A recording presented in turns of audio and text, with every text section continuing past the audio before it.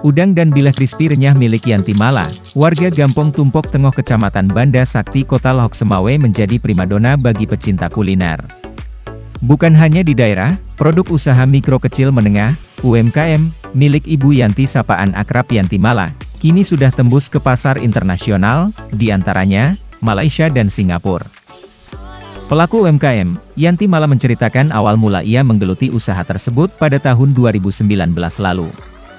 Wanita hampir berusia kepala 5 itu membuat udang dan bileh crispy atas idenya sendiri. Kendati usaha sebelumnya sempat gagal, namun dirinya terus mengepakkan sayap dengan ide yang baru. Dalam memasarkan produknya, ia memanfaatkan media sosial secara online, dan berhasil tembus keluar daerah seperti Bogor, Bekasi, Jakarta dan Kalimantan.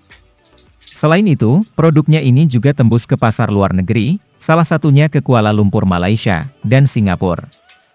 Usahanya ini menghabiskan sekitar 30 kg udang dan ikan teri, dengan meraup keuntungan kurang lebih sekitar 4 juta rupiah per bulannya.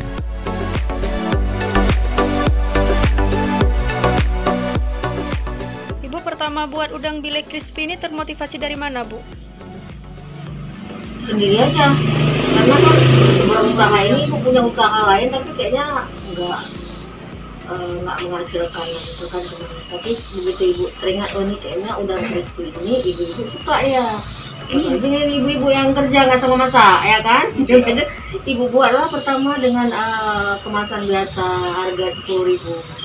Ibu tengok suka, jadi ibu pun sering ikut pelatihan UMKM, banyak kawan dan banyak peminat, makin suka.